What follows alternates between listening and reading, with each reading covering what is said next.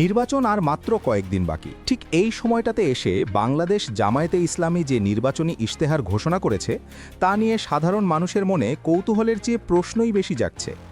বিশেষ করে যখন তারা 2040 সালের মধ্যে দেশের অর্থনীতিকে $2 ট্রিলিয়ন নিয়ে যাওয়ার স্বপ্ন দেখাচ্ছে এবং নারীদের কর্মঘণ্টা কমিয়ে আনার কথা বলছে, তখন স্বভাবতই প্রশ্ন আসে, এটা কি আদৌ বাস্তব কোনো পরিকল্পনা, নাকি নির্বাচনের আগে ভোটারদের চোখে ধুলো দেওয়ার একটা রাজনৈতিক কৌশল? একটি দল যখন ইশতেহারে এমন সব প্রতিশ্রুতি দেয় যা বর্তমান বাস্তবতার সাথে আকাশ-পাতাল তফাৎ, তখন সেই ইশতেহারের গ্রহণযোগ্যতা নিয়ে চুলচেরা বিশ্লেষণ করা জরুরি হয়ে পড়ে। আজ আমরা সেই বিশ্লেষণের গভীরে যাব এবং দেখার চেষ্টা করব তাদের এই চটকদার কথাগুলো আসলে কতটা ফাঁপা। শুরুতেই অর্থনীতির বিষয়টি দেখা যাক, যেটা এই ইশতেহারের সবচেয়ে বড় চমক হিসেবে দেখানো হয়েছে। জামায়াত ঘোষণা দিয়েছে 2040 সালের মধ্যে তারা বাংলাদেশের অর্থনীতিকে $2 ট্রিলিয়ন উন্নীত করবে। শুনতে খুব ভালো লাগে, মনে হয় যেন রাতারাতি আমাদের ভাগ্য বদলে যাবে। কিন্তু বাস্তবতা কি বলে? বর্তমানে আমাদের জিডিপি বা অর্থনীতির আকার প্রায় $450 বিলিয়ন আশেপাশে। এখন এই 450 বিলিয়ন থেকে 2 ট্রিলিয়ন বা 2000 বিলিয়নে পৌঁছাতে হলে আমাদের অর্থনীতিকে যে গতিতে এগোতে হবে, তা কি বর্তমান বৈশ্বিক পরিস্থিতিতে আদৌ সম্ভব? পরিসংখ্যান বলছে এই লক্ষ্যে পৌঁছাতে হলে বাংলাদেশকে আগামী 15 বছর ধরে অবিশ্বাস্য রকমের উচ্চ প্রবৃদ্ধি ধরে রাখতে হবে। কিন্তু ইশতেহারে এই বিশাল উল্লম্ফন কিভাবে ঘটবে তার কোনো স্পষ্ট রোডম্যাপ বা ধাপে ধাপে আগানোর পরিকল্পনা নেই। শুধু একটি বড় সংখ্যা বলে দিলেই তো আর অর্থনীতি বড় হয়ে যায় না। এর জন্য দরকার ব্যাপক বিনিয়োগ, অবকাঠামোগত আমূল পরিবর্তন এবং রাজনৈতিক স্থিতিশীলতা, যার কোনোটিরই স্পষ্ট ব্যাখ্যা তাদের পরিকল্পনায় নেই। তারা বলছে মাথাপিছু আয় $10,000 নিয়ে যাওয়া হবে। বর্তমানে যেখানে আমাদের মাথাপিছু আয় $3,000 নিচে, সেখানে 2040 সালের মধ্যে তা $10,000 নিয়ে যাওয়া মানে হলো প্রত্যেক নাগরিকের আয় 3 গুণেরও বেশি বাড়তে হবে। এটা শুনতে খুব গালভরা বুলি মনে হলেও অর্থনীতির সাধারণ ছাত্রও বুঝবে যে এটা বর্তমান কাঠামোর মধ্যে প্রায় অসম্ভব একটি ব্যাপার।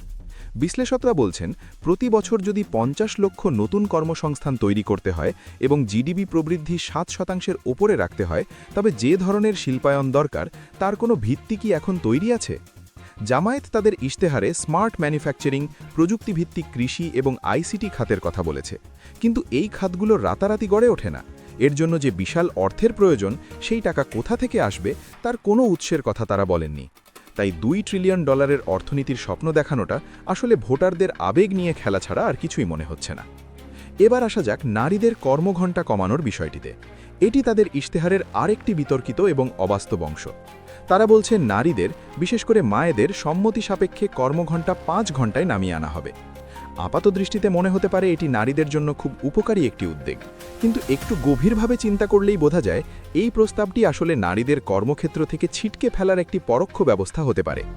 বর্তমান পুঁজিবাদী বা প্রতিযোগিতামূলক বাজার ব্যবস্থায় একজন নিয়োগকারী বা মালিক কেন একজনকে 5 ঘন্টার জন্য নিয়োগ দেবেন, যেখানে তিনি একই বেতনে অন্য কাউকে 8 বা 9 ঘন্টার জন্য পাচ্ছেন?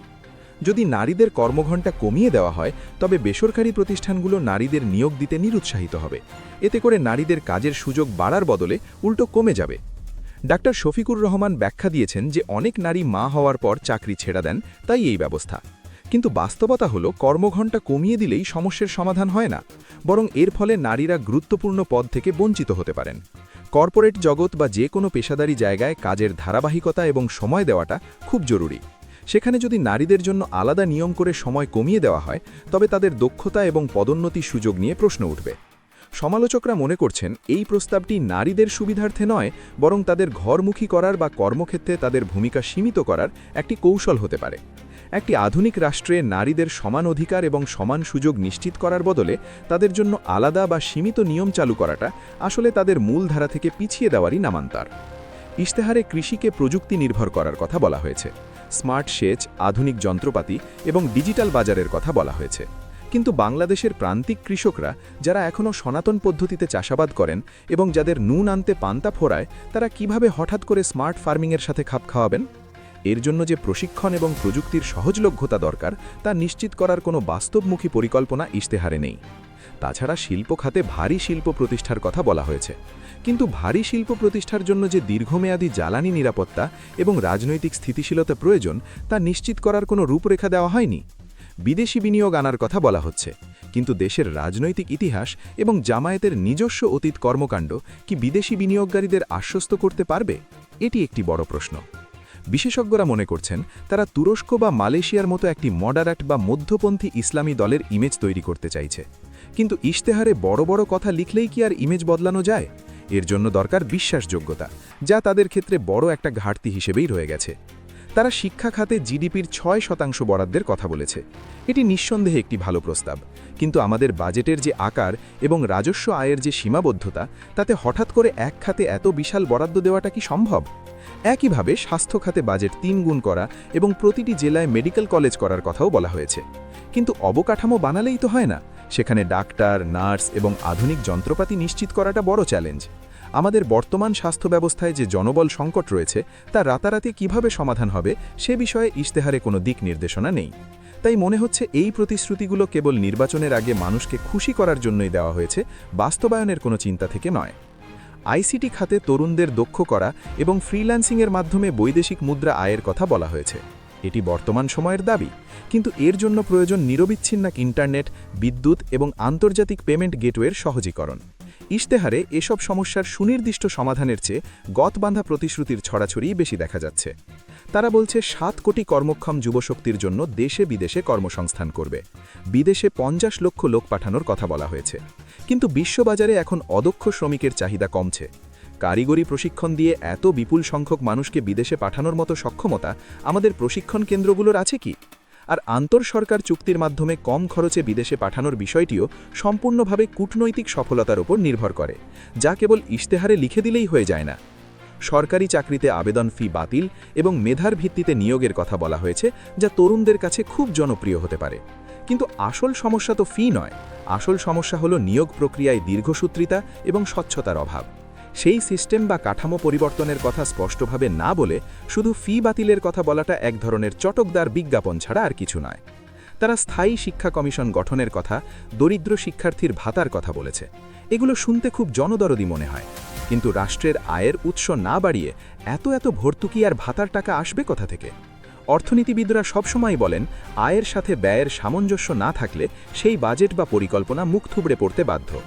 জামায়াতের এই ইশতেহারে আয়ের উৎসের চেয়ে ব্যয়ের খাত এবং জনতুষ্টিমূলক প্রতিশ্রুতির বহরই বেশি।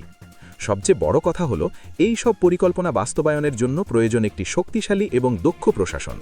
জামায়াত তাদের ইশতেহারে কেয়ারটেকার সরকার ব্যবস্থা ফিরিয়ে আনার কথা বলেছে এবং আনুপাতিক নির্বাচন ব্যবস্থার প্রস্তাব দিয়েছে।